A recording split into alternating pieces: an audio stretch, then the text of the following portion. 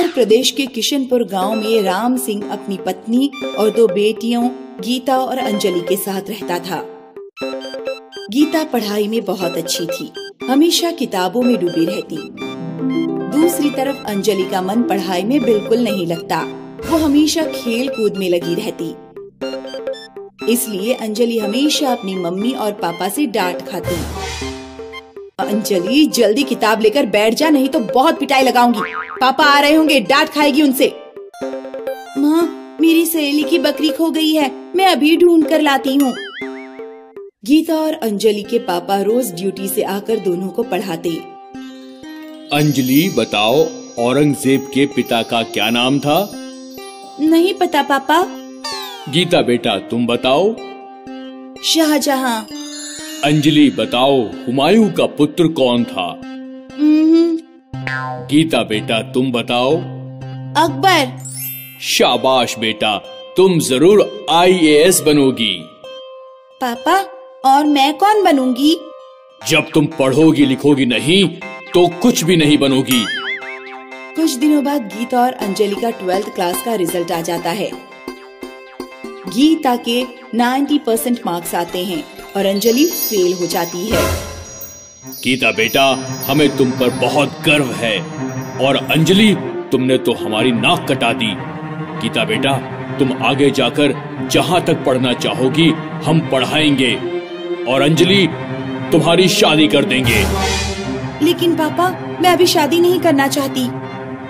तुम्हारे चाहने और ना चाहने से कोई मतलब नहीं है।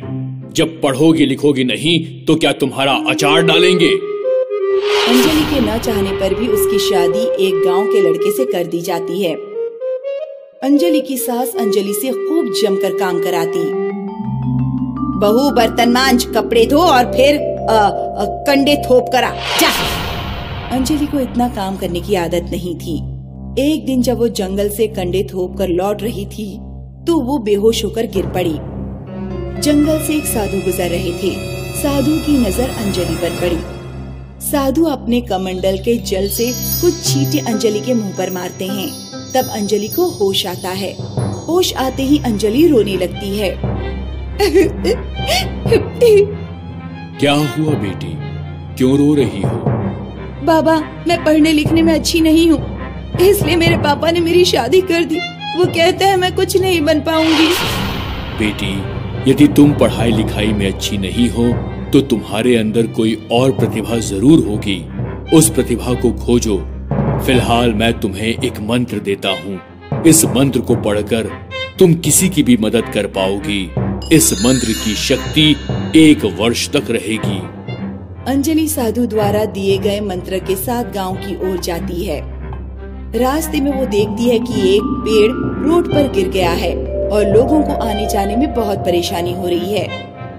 अंजलि साधु द्वारा दिया गया मंत्र पढ़ती है। यद भविष्यति विनश्यते। मंत्र पढ़ते ही पेड़ रास्ते से हट जाता है। सभी लोग अंजलि को बहुत धन्यवाद देते हैं। फिर जब अंजलि आगे जाती है तो वो देखती है कि एक औरत जोर जोर से रो रही है।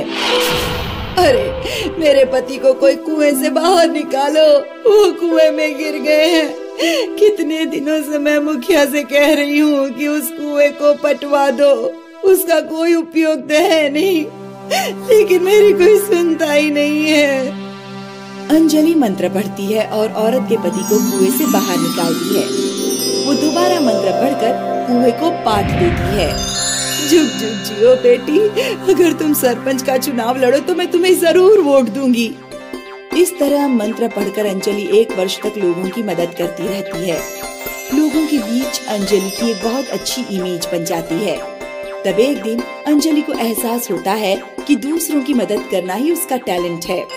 लगता है साधु बाबा ने काफी सोच समझकर वो मंत्र मुझे दिया था। अंजलि एक दिन अपने पति से कहती है, सुनिए जी, मुझे सरपंच का चुनाव लड़ना है। क्या तुम पागल हो गई हो? पता भी है तुम्हें चुनाव में घर घर जाकर शराब बांटनी पड़ती है, और हमारे पास तो इतने पैसे भी नहीं हैं। मैं बिना पैसों के केवल अपनी ईमानदारी के बल पर चुनाव लड़ूंगी। तभी अंजलि की सास वहाँ आ जाती है। तू अगर चुनाव लड़ेगी तो घर का काम कौन करेगा? सासू माँ, आप चिंता न करें, मैं घर का काम भी संभाल लूंगी। अंजलि सरपंच का चुनाव लड़ती है। लोग अंजलि को जमकर वोट देते हैं और वो जीत जाती है। सरपंच बनने के बाद अंजलि अपने गांव का बहुत अच्छे से विकास करती है। अपने अच्छे काम की बदौलत अगले चुनाव में अंजलि को विधायक बनने का टिकट मिल जाता है। अंजलि विधायक का चुनाव भी जीत जाती है। ईमानदारी और मेहनती नेता के रूप में अंजलि की ख्याति दूर दूर तक फैल जाती है और फिर एक दिन अंजलि की पार्टी के लोग उसके सामने मुख्यमंत्री बनने का प्रस्ताव रखते हैं। अंजलि उत्तर प्रदेश की मुख्यमंत्री बनती है। तब एक दिन अंजलि के पिता को अपनी गलती का एहसास होता है। एक दिन अंजलि के पापा अंजलि के ऑफिस में जाते हैं। मुझे माफ कर देना बेटी, मुझे लगता था कि केवल पढ़ लिख कर ही कोई कुछ बन सकता है। मैं तुम्हारी प्रतिभा को कभी समझ नहीं सका। कोई बात नहीं पिताजी, आप जैसे भी हैं, आखिर हैं तो मेरे पिता ही। फिर आगे जाकर एक दिन अंजलि देश की प्रधानमंत्री बनती है। आज से 40 साल पहले बरखा रानी 5 साल की थी। बरखा बोलो, 2 एकम 2, 2 दूनी 4।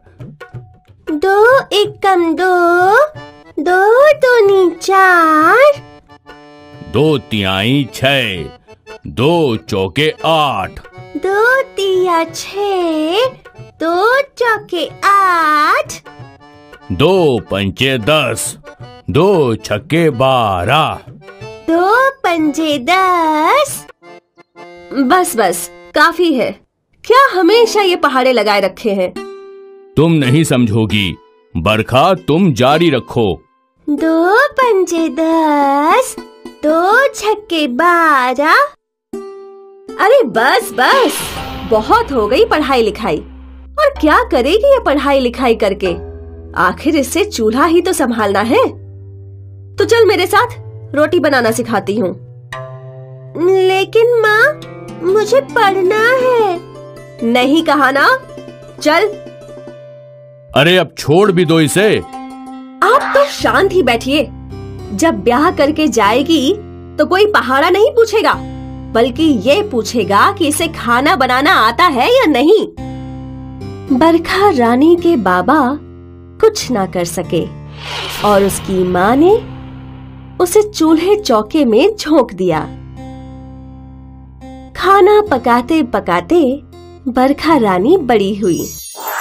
उसकी शादी हो गई और वो अब भी खाना ही पका रही थी। वो अक्सर ये सोचती कि काश वो भी पढ़ लिख पाती। मेरी माँ ने तो मुझे पढ़ाया नहीं, लेकिन मैं अपने बच्चों को जरूर पढ़ाऊंगी। कुछ सालों बाद बरखा रानी को एक बेटा हुआ। अब बरखा रानी बहुत खुश थी। अब यही मेरे पढ़ने का सपना पूरा करेगा। ये पढ़ लिखकर बड़ा अफसर बनेगा। बरखा रानी ने अपने बेटे के लिए कई किताबें लाईं। वो अक्सर उसे पढ़ाने बैठा करती थी, लेकिन उसके बेटे विनोद को तो पढ़ाई में कोई दिलचस्पी थी ही नहीं। उसका सारा ध्यान सिर्फ खेल कूद में ही रहता था। समय के साथ विनोद बड़ा हुआ और वो 20 बरस का हो चुका था और उसे खेती बाड़ी करने का शौक था। बरखा रानी का सपना सपना ही रह गया। लेकिन कुछ दिनों बाद बरखा रानी विनोद की शादी के लिए लड़की देखने गई। उस लड़की का नाम नंदिनी था और वो सुंदर, सुशील और पढ़ी लिखी थी। बेटा, तुम पढ़ी लिखी हो, आगे क्या करना चाहती हो जीवन में? मैं और पढ़कर कलेक्टर बनना चाहती हूँ। बस यही बात बरखा रानी को भा गई। विनोद और नंदिनी की शादी करवाकर बरखा रानी उसे अपने घर ले गई। एक बार फिर बरखा रानी के सपनों ने उड़ान भरना शुरू कर दिया। बेटा, तुम अच्छे से पढ़ाई करो, सारे घर का काम मैं संभाल लूंगी, लेकिन तुम अपनी पढ़ाई पर ध्यान दो। अपनी सास के समर्थन के साथ नंदिनी ने अपनी पढ़ाई जारी रखी। वो अक्सर किताबें लेकर बैठा करती थी और बरखा रानी सारे घर का काम संभाला करती थी। एक दिन बरखा रानी के घर उसकी जेठानी आई। बहू, अरे ओ बहू। प्रणाम बड़ी सासू माँ। जीती रहो। बरखा रानी और उसकी जेठानी आपस में बातें करने लगे। बहू, एक काम करो, हमारे लिए ठंडी लस्सी बना दो, बहुत गर्मी लग रही है। अभी लाई। तुम रुको बहू, मैं लाती हूँ। और वैसे भी भाभी ने कई सालों से मेरे हाथ की लस्सी नहीं पी है। बरखा रानी लस्सी बनाने रसोई में चली गई और नंदिनी वापस अपनी किताबें लेकर बैठ गई। ये सब देख बरखा रानी की जेठानी चौंक गई। बरखा रानी लस्सी के 2 ग्लास लेकर लौटी। ये लीजिए भाभी। ये अच्छा नहीं है। क्यों? लस्सी में कोई गड़बड़? मैं लस्सी की नहीं, तुम्हारी बहू की बात कर रही हूँ। वो यहाँ मजे से आराम कर रही है और तुम सारा काम कर रही हो। एक बार इसे ऐसी आदत लग गई तो समझ जाओ, ये तुम्हारी कभी सेवा नहीं करेगी। नहीं भाभी, ऐसा कुछ नहीं होगा। और वो बेचारी आराम कहाँ कर रही है? वो तो पढ़ रही है। मुझे तो ये समझ में नहीं आ रहा कि तुम अपनी बहू को पढ़ा क्यों रही हो। मैं तो पढ़ नहीं पाई, कम से कम मेरी बहू ही पढ़ ले। जेठानी ने बरखा रानी को लाख समझाने की कोशिश की, लेकिन बरखा रानी ने उनकी बात मानी ही नहीं। एक दिन की बात है, बरखा रानी का बेटा उनसे बात करने आया। माँ, ये नंदिनी का पढ़ना जरूरी है क्या? क्यों? क्या हुआ? कुछ नहीं, गांव में सब लोग ताने मारते हैं कि मेरी पत्नी आराम करती है और मेरी माँ सारा दिन काम करती है। तू लोगों की बातों में मत आ। अच्छा ये बता, क्या मैंने तुझे कभी खेती बाड़ी करने से रोका है? नहीं। क्योंकि वो तुझे पसंद है और नंदिनी को पढ़ना पसंद है। मैं उसे कैसे रोक सकती हूँ? और तू तो जानता ही है कि मैं पढ़ना चाहती थी, लेकिन पढ़ नहीं पाई। तू भी कुछ खास पढ़ा नहीं, कम से कम उसे तो पढ़ने दे। ठीक है माँ। बरखा रानी ने अपने बेटे को भी मना लिया। नंदिनी ने IAS की परीक्षा दी और पास होकर वो उस जिले की कलेक्टर बन गई।